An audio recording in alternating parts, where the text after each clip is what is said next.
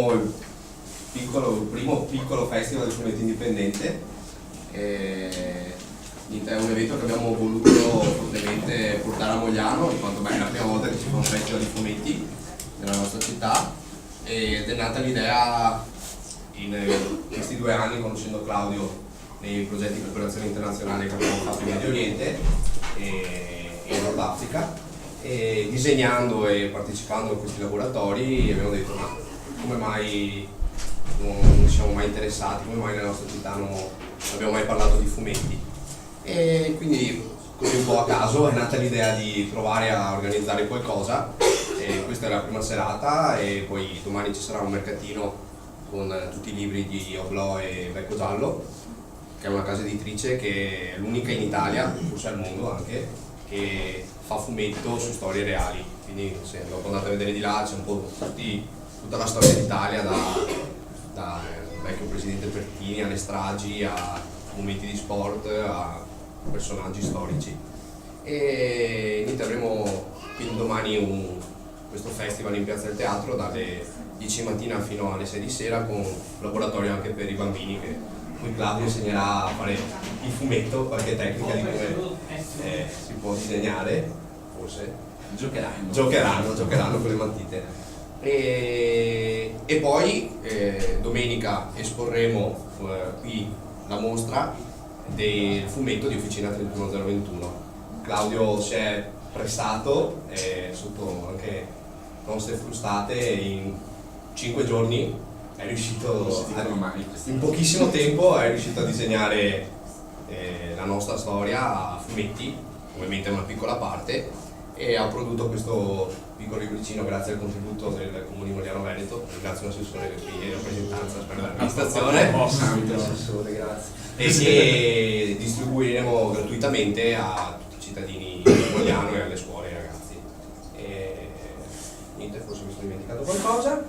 Siamo qua, non stiamo scappando. Claudio, oltre a essere un autore di fumetti, 20 anni, no, 25, è vecchio, che fa questo mestiere, ha pubblicato diversi libri e ha fondato una PS indipendente, che è Oblò, che si occupa di dare possibilità a voci emergenti di pubblicare i propri fumetti. E qui c'è un altro fumettista, il Gatto Cane, che viene pubblicato su questa rivista Blog. E niente, vabbè, adesso lascio la parola a loro, che sono un po' più esperti della materia. Niente, grazie. Grazie a lei.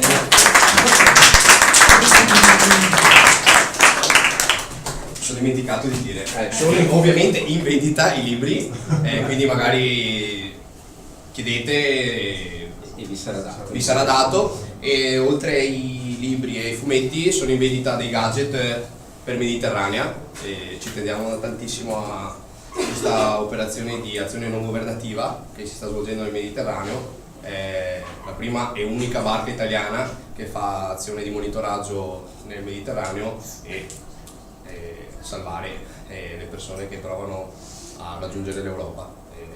Questo momento storico in cui tutti dicono porti chiusi, ecco che noi ci sembrava il minimo sostenere questa causa che ci sembra meravigliosa.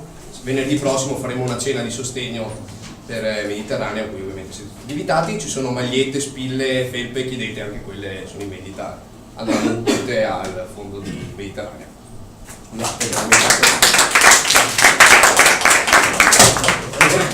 Un attentato.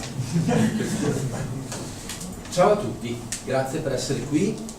Appunto, io sono Claudio e faccio i fumetti, che è un po' come essere alla nonna e dichiararsi, ma fare fumetti ha molto a che fare con questa cosa. Intanto ringrazio mia mostra vicino corridoi e entrata, in cui potete vedere un po' cosa ho combinato per quanto riguarda i miei fumetti. Io pubblico prevalentemente con Becco Giallo Editore, per cui da qui viene questa anche unione strana di l'associazione Becco Giallo, che ci accompagnerà poi per tutti i giorni successivi nelle iniziative qui a Mogliano Veneto.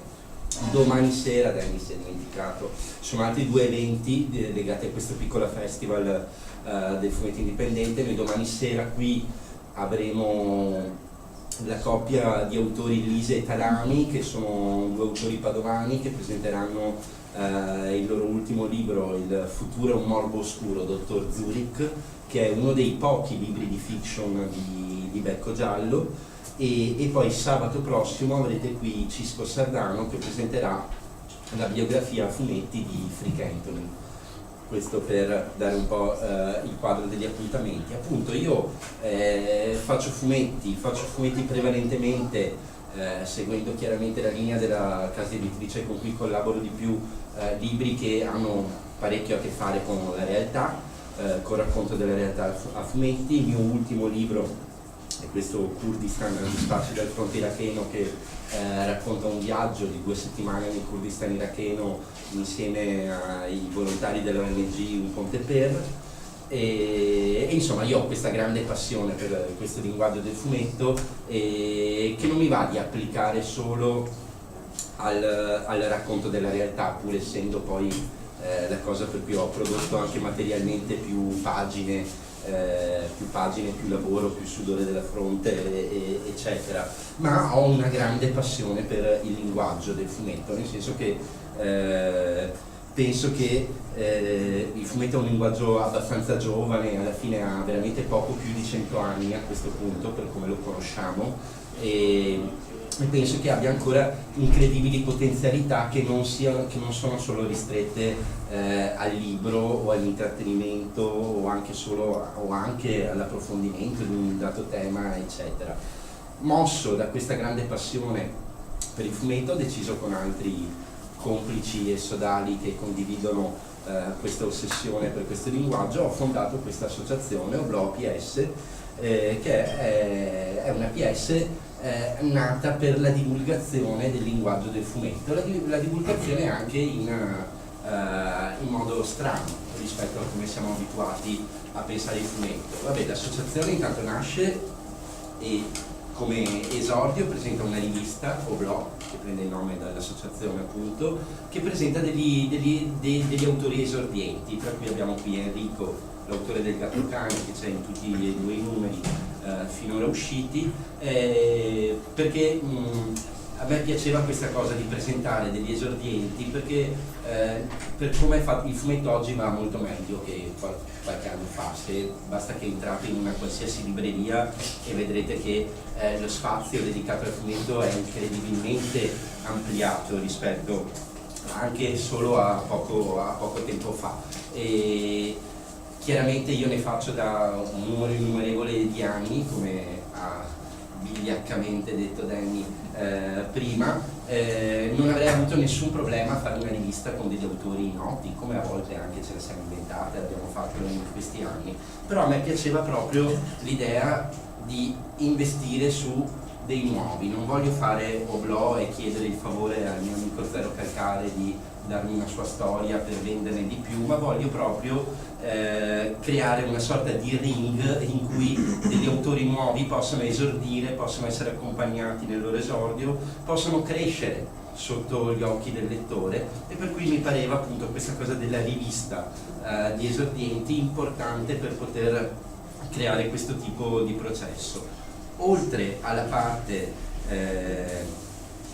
dedicata agli esordienti, che è proprio la rivista, e tra l'altro in ogni numero si presentano almeno 3 storie, di cui 2 di 2 esordienti italiani e una di un esordiente straniero, e tanto che nel secondo numero Oblò presenta per la prima volta in Italia un fumetto di un autore iracheno che appunto ho potuto conoscere nei miei viaggi, perché anche dopo il mio libro sul Kurdistan e in Iraq ci sono tornato più volte, e più volte sembra anche che ci tornerò.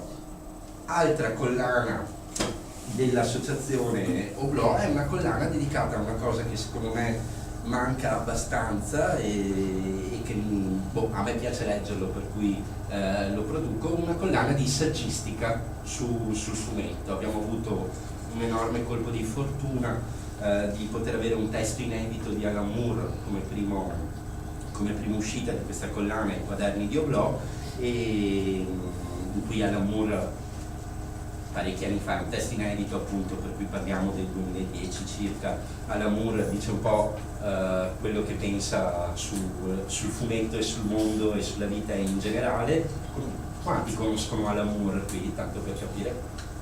Pochini, ma ecco, no, giusto per, fare il calibro. Alan Moore è, Forse conosco il film. sì.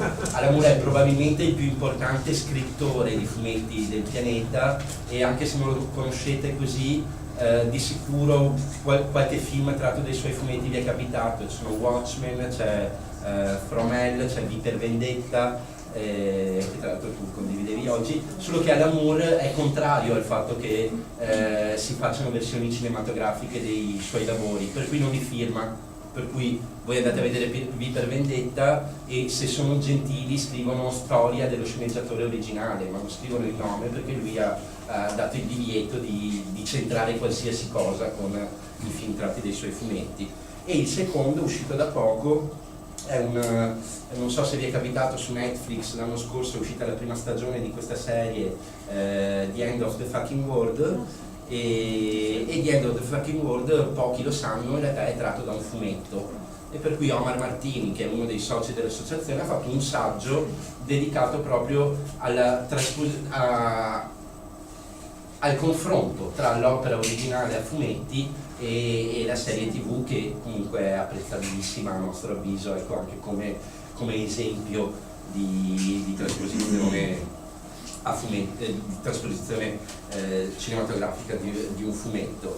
Oblò poi appunto ha questa missione di divulgare il linguaggio del fumetto, e per farlo pensa a dei progetti strani che poi magari nascono tra l'Iraq e il Marocco, letteralmente, con Danny Irene, con cui siamo stati insieme, insomma, in un paio di viaggi, e in questa missione di divulgazione del linguaggio del fumetto ci inventiamo anche oggetti strani come quello che presentiamo oggi, che è questo piccolissimo albo a fumetti a colori sulla storia del posto in cui siamo. E è un fumetto pensato per essere distribuito gratuitamente, per cui rientra anche pienamente nella mission dell'associazione di voler divulgare questo linguaggio, e anche dimostrare che col fumetto si possono fare degli oggetti che non siamo abituati, insomma, a vedere, no?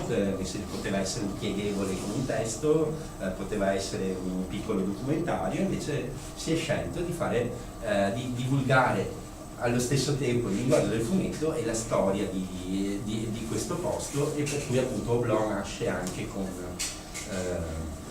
con questo scopo qui.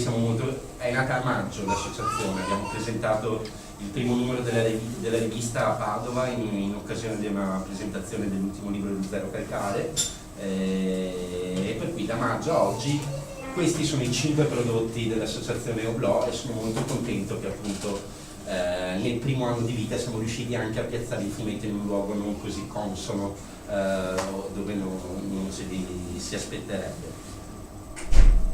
Credo, a cappello, direi di aver fatto il mio mestiere, no? Abbiamo qui Enrico Girotto, che è il Gattocane, è uno degli autori, dei 4 a questo punto autori su cui abbiamo voluto investire come associazione. Enrico Girotto io lo conoscevo, diciamocelo, lo conoscevo, ma non lo vedevo da 20 anni, prima di inventarci questa cosa. Io sono un esordiente, ma non sono nulla. È carino, guardavo ieri preparandomi a oggi che l'ultimo numero di Oblò ha tipo le date di nascita degli autori dentro sono tipo 77, 87, 97, cioè come qua, tu sei l'anziano no, io non ci sono, è anche molto strana nel mondo del fumetto questa cosa, che ci siamo inventati una società. Di solito ci sono tante realtà indipendenti, no, del fumetto, ma che sono fatte prevalentemente per autopubblicarsi, no? Oblò ha questa caratteristica finora strana, che nessuno dei soci ha fatto un qualcosa, e siamo tutti gente che bazzica nel mondo del fumetto, ha fatto la sua cosa per Oblò, ma invece ci siamo andati a cercare, cioè autoproduciamo cose d'altri come cosa. E io di Enrico appunto lo conoscevo 20 anni fa, per cui capita, no? Le amicizie di Facebook le dai un po' a tutti, a voltinotti così, e capita che mi ritrovo questo che conoscevo 20 anni fa, che inizia a pubblicare sul suo profilo personale delle tavole a fumetti, cavolo, divertenti, cioè, tra l'altro divertenti e adeguate alla sua età. Nel senso che il gatto cane, per chi non lo conosce, poi vi invito ovviamente a sfogliare, guardare, eccetera, ma anche solo a diventare amici di Enrico su Facebook, dove pubblica le sue cose, anche su Instagram, eccetera. E niente, lui pubblica queste tavole, spesso, sì, sono tavole singole spesso, e che raccontano dell'essere genitori oggi di due bambini che sembrano anche piuttosto terribili da quello che si legge, nei fumetti. E insomma io vedo questa persona che la conosco da 20 anni, non la conoscevo sotto l'aspetto del voglio fare i fumetti, anche perché insomma ci conoscevamo al liceo artistico, perché avevamo ognuno delle velleità incredibili per la propria vita, e vedo che insomma fa dei fumetti veri, fa dei fumetti belli, e mi sembra una delle personalità da cui partire per in questo progetto di presentare degli esordienti. Vedo lui, un'altra che pubblichiamo è Clara Monio, che è un'altra persona che conosco per tutt'altre cose, e anche lei che mi accorgo che inizia a pubblicare dei fumettini, delle cose, e ecco, per cui io scelgo questi due autori anche per questa cosa qui. Sono due persone che hanno deciso a un certo punto della loro vita di esprimere delle cose a fumetti, facendoci ridere,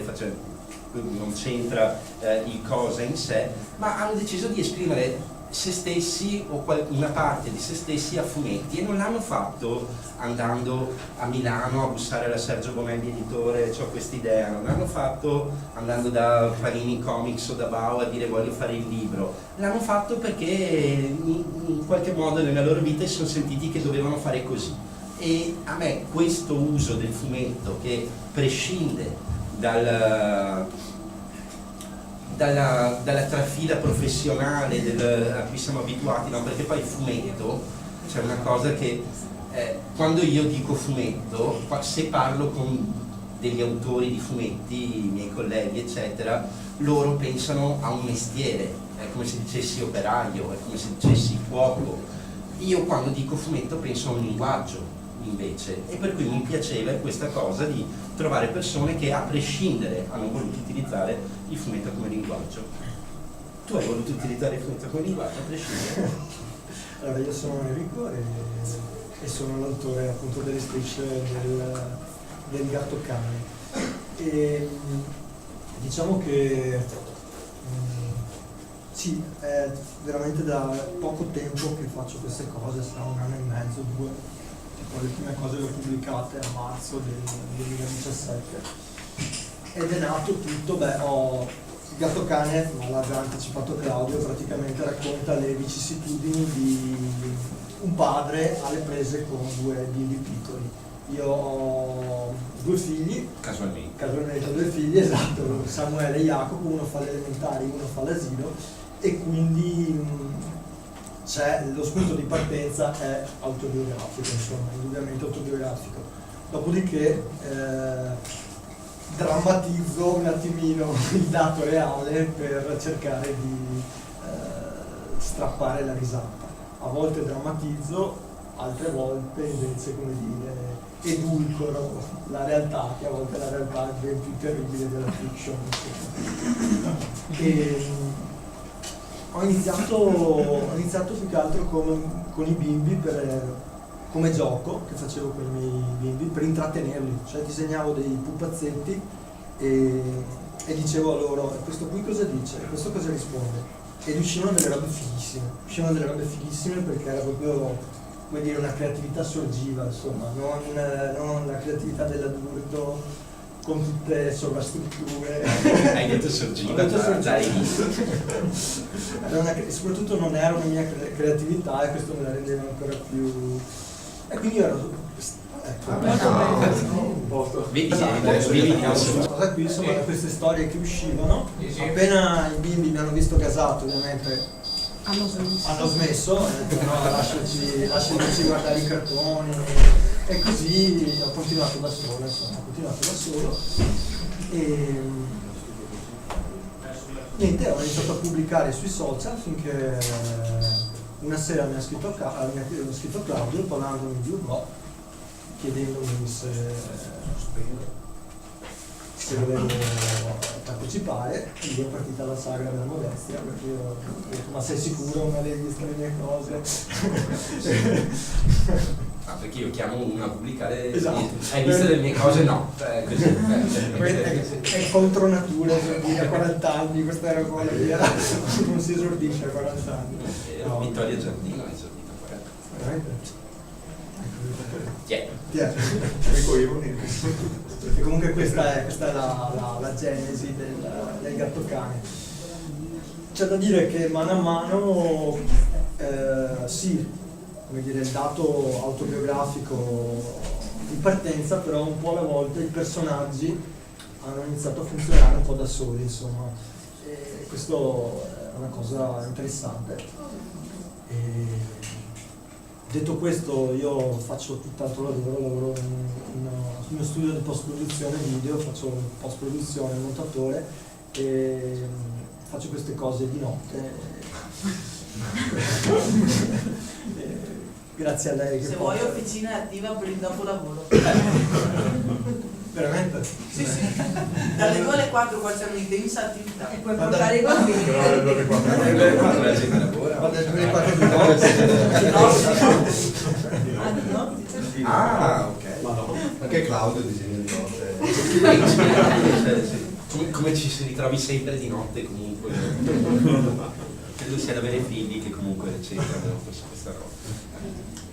E che altro dire? Se non che sì, prima lo faccio anche e soprattutto perché ho visto che funzionano da un punto di vista terapeutico. Ecco, cioè nel momento in cui magari ecco Tatiana, che è la mia compagna, insomma, va via la mattina alle 7:30 e io mi trovo a gestire 2 bimbi piccoli che devo portarli uno all'asilo, uno alle scuole elementari, non ne voglio, no, quello che va alle scuole elementari sì, l'altro non ne vuole sapere. E quindi è una, in più ho un vicino di casa che sta sotto, che è psycho. Sono i comprimari del Ah, c'è sempre con Che- l'anniversario. Che spiace. Io spero che questa cosa non sia in diretta. No, ma uscirà comunque. No, è tutto finto, è tutto scritto. Le vicine fiction, non si preoccupi.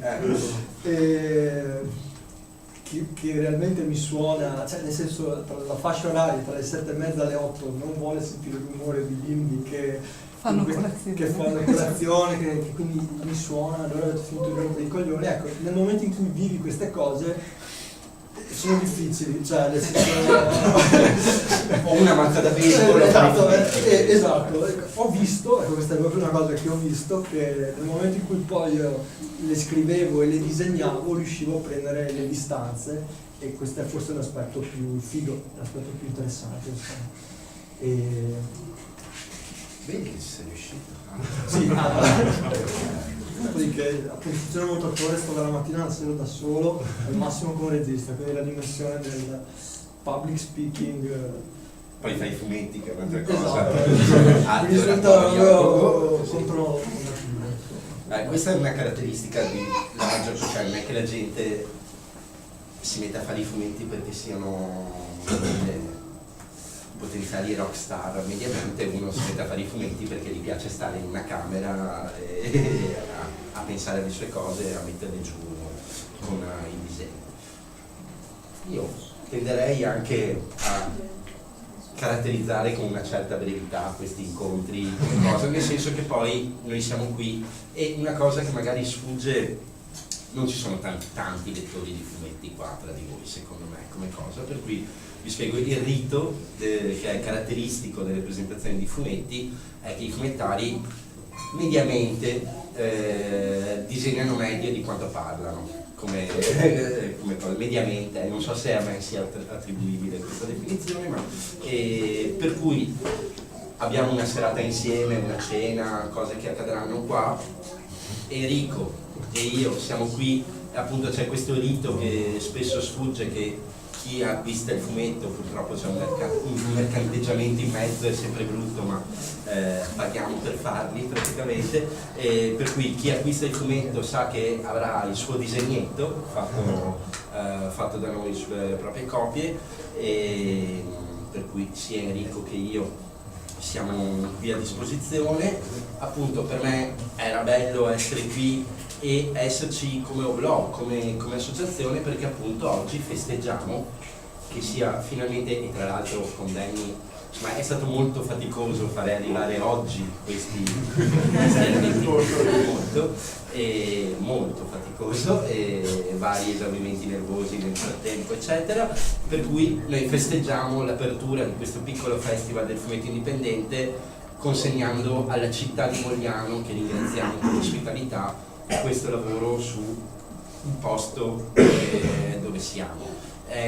Questo è un libretto gratuito per cui chiunque può prenderlo ed è, insomma, credo che spieghi molto anche del modo con cui vogliamo divulgare il linguaggio del fumetto negli spazi che frequentiamo.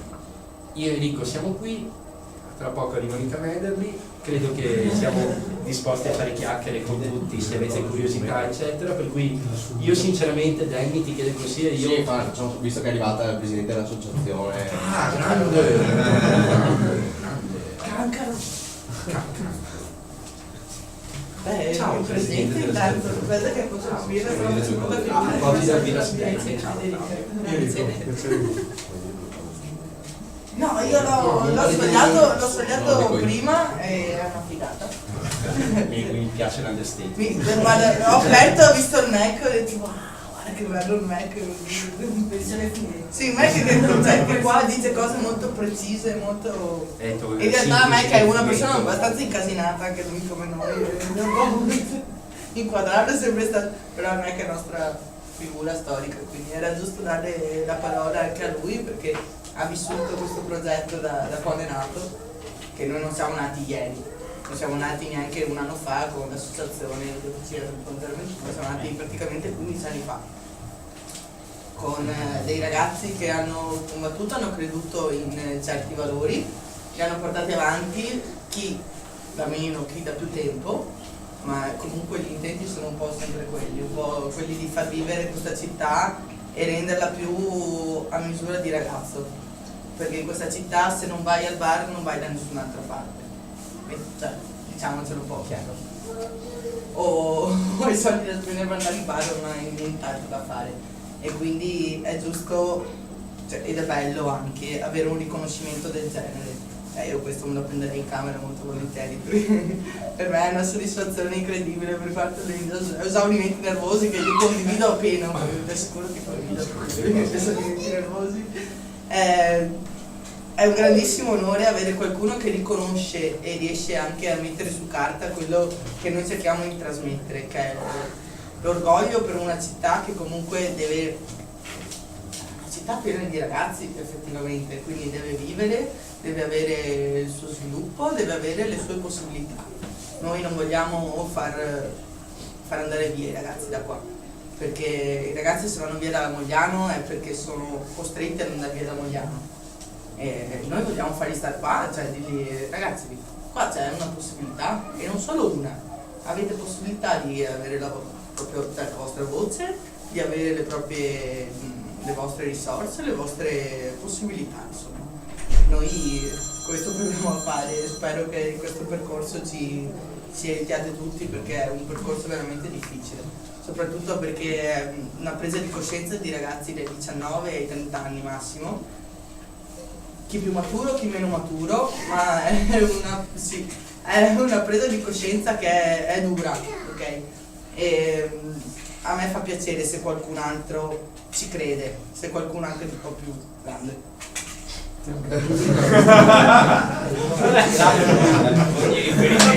Grande, crede anche volevo darti le vecchie così appena con la sì, grazie, ricorderò.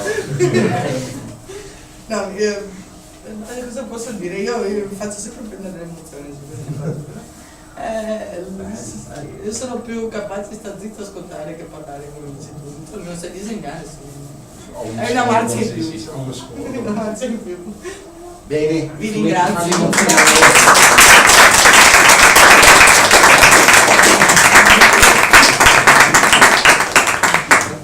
A posto, siamo qui, ci accogliamo informalmente, insomma, ecco.